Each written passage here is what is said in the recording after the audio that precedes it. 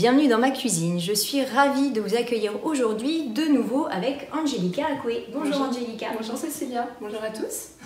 Donc aujourd'hui, nous allons parler d'une thématique qui est très intéressante, le refus alimentaire.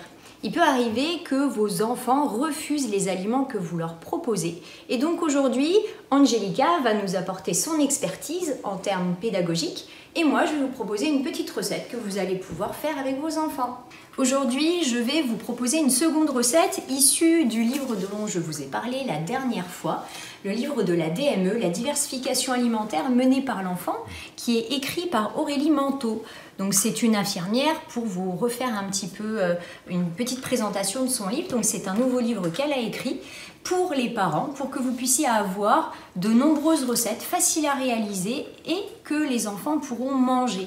Bien sûr, avec toujours des morceaux qui sont adaptés à leur tranche d'âge, donc c'est-à-dire qu'à partir de 6 mois, l'enfant peut tenir dans sa main l'aliment, le croquer, et bien sûr, il faut rester à côté pour surveiller que tout se passe bien. Et dans ce livre, aujourd'hui, nous allons réaliser les frites de potimarron. Alors, dans le livre, ce sont des frites de potiron, mais peu importe, vous pouvez remplacer par les légumes de la saison en cours. Nous sommes donc en automne et vous pouvez également utiliser la courge butternut. Donc, c'est un petit légume qui d'ailleurs a une saveur assez douce, puisque d'où son nom, un butternut beurre, assez douce et sucrée, et les enfants aiment beaucoup ce légume-là.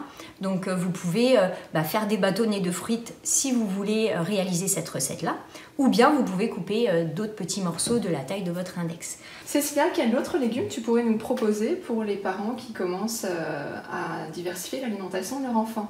Eh bien, dans les légumes de saison, nous avons le potimarron, qui est un légume très intéressant. Donc là, on va le faire sous forme de frites, mais il peut être réalisé sous forme de purée. Et d'ailleurs, vous pouvez garder la peau qui va donner un petit goût de noisette, donc c'est assez sympa. Ok, super. Et au niveau de la saveur sucrée, est-ce que c'est une saveur qui est plus préférée par les enfants? Ouais. Alors, en règle générale, oui, puisque la première saveur qu'on va goûter au moment de notre naissance, ça va être le lait de notre maman, s'il est possible bien sûr de boire son lait. Mais dans tous les cas, le lait qui soit d'origine maternelle ou artificielle, il va y avoir du lactose, le sucre du lait, et ça c'est vraiment la première saveur que le bébé va découvrir dans sa vie. Et effectivement, avec des légumes ayant une saveur un petit peu sucrée, en principe, il devrait aimer. Il peut arriver malheureusement que des enfants n'aiment pas, tous les goûts sont dans la nature.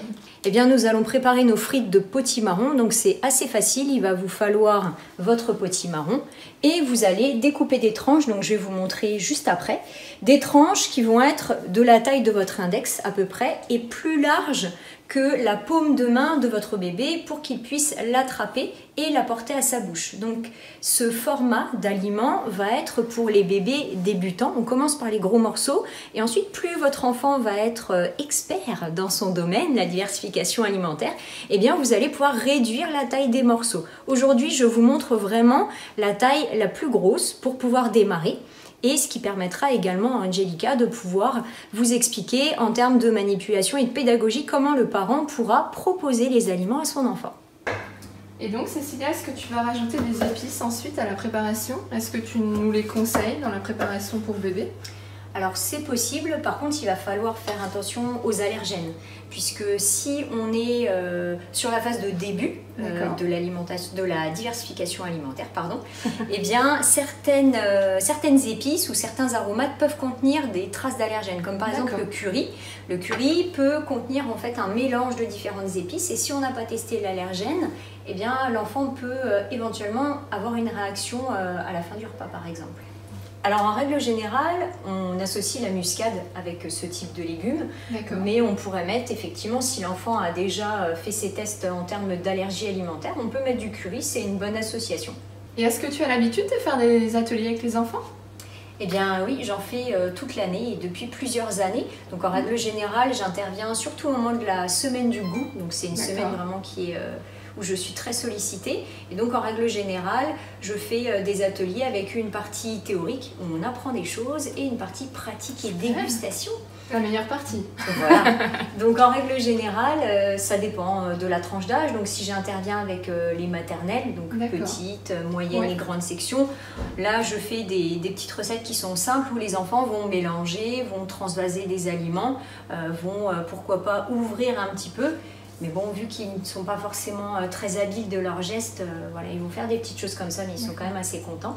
Et dans la découverte, je suppose. Voilà, dans la découverte, de regarder les couleurs, de sentir également, parce que ça, c'est quand même important. On va en parler après. Voilà. Et puis donc, ensuite, pour les plus grands, eh bien là, ils vont confectionner les recettes. Donc, bien sûr, ce sont toujours des recettes faciles où on n'a plus qu'à tout mélanger pour que la recette puisse être faite à la maison, puisque le but, c'est aussi de transmettre les informations aux parents. Super. Et donc, de sensibiliser toute la famille au mieux manger et surtout à l'équilibre alimentaire. Voilà, donc ça, c'est le type de morceau que vous pouvez proposer à votre enfant. Donc, il va l'agripper et puis donc le porter à sa bouche. Vous pouvez bien sûr faire des morceaux même un petit peu plus grands.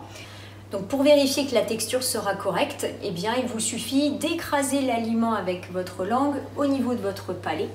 Et donc si la texture est fondante, vous pourrez proposer l'aliment à votre bébé. Ce sera donc un morceau qui sera dit sécuritaire. Et en termes de coût, tu penses que cette recette est accessible à tout le monde?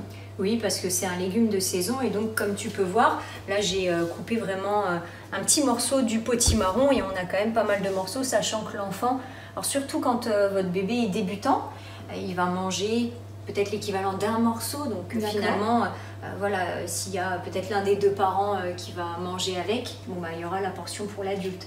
Donc effectivement, c'est une recette qui est très facile à réaliser, donc ça prend vraiment pas beaucoup de temps et puis c'est pas cher puisque là on a juste les aromates et un petit peu d'huile à rajouter. Donc c'est en plus une recette qui est économique. Super. Et tu penses qu'on peut peut-être préparer à l'avance pour congeler pour les parents qui n'ont pas forcément le temps aussi? Enfin, je pense aux mamans qui travaillent notamment. Exact, oui. Bah, ou même pour et au papa qui cuisine aussi. Hein. Voilà, et puis surtout pour gagner du temps, donc effectivement on peut carrément couper le potimarron en entier, faire tout cuire en une fois, et puis effectivement, donc une fois que c'est cuit, congeler aussitôt donc dans des petites boîtes ou des sachets de congélation. Et il vous suffira simplement de réchauffer quelques minutes. Alors il vaudrait mieux réchauffer plutôt à la vapeur douce l'aliment congelé parce qu'au four ça risque peut-être de sécher et donc l'aliment va croustiller et même si le bébé n'a pas de dents, effectivement il peut quand même réussir à écraser l'aliment, mais si ça croustille de trop, le bébé ne sera pas capable de manger, donc ça risquera en plus même d'être un petit peu dangereux.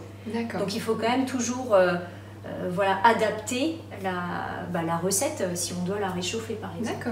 Mais oui, c'est tout à fait possible, au moins on gagne du temps. Ou alors on peut carrément sinon préparer donc nos frites de potimarron, les sortir décongelées et on peut carrément faire une purée avec. Au moins là il n'y a pas de question à se poser, il n'y a pas de problème de danger que l'enfant en fait s'étouffe. Que la consistance ne soit pas adaptée. C'est ça. Alors c'est vrai que tout à l'heure je vous ai parlé de la muscade, mais on peut aussi mettre du paprika. Donc c'est vrai que ça c'est... Ça colore un petit peu. Oui. Je pense que c'est important le visuel pour les enfants. C'est ça. Et puis effectivement ça va donner aussi une petite saveur qui est pas trop prononcée. Donc pour les débuts justement de découverte des saveurs, c'est une épice qui est intéressante. Donc pour la quantité que j'ai là, donc le petit morceau que j'ai mis, j'ai un petit peu moins d'une cuillère à café donc de paprika et ici du curry. Donc là le curry que j'ai, c'est vraiment un mélange de différentes épices.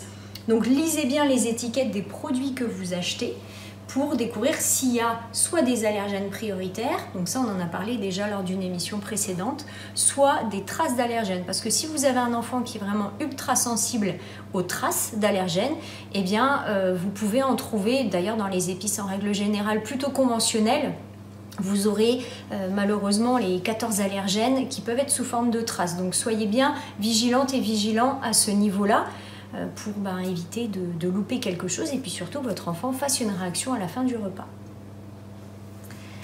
Donc ensuite nous allons mettre l'équivalent d'une cuillère à soupe d'huile d'olive parce que la quantité n'est pas très importante et on va éviter de surcharger en graisse notre préparation.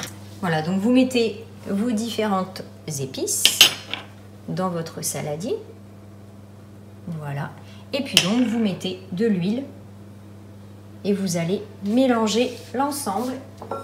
Voilà, donc ensuite on dépose sur une plaque de cuisson avec un petit peu de papier sulfurisé. Donc vous faites en sorte de séparer les morceaux Voilà, et puis donc vous mettez au four donc à 180 degrés pendant 45 minutes. Et bien voilà, donc vous voyez, on a terminé nos frites de potimarron. Alors je vous montre un petit peu à la caméra. Et tu vas pouvoir goûter. Hein. Super.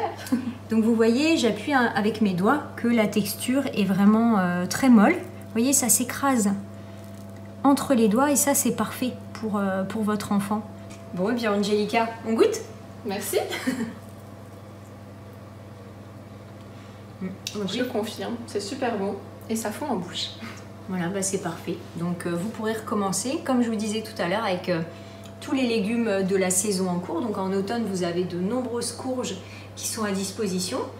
Et puis bah, n'hésitez pas à nous faire des retours sur les réseaux sociaux pour nous dire si vous avez testé ces recettes. À bientôt Angelica. À bientôt, merci pour ton accueil.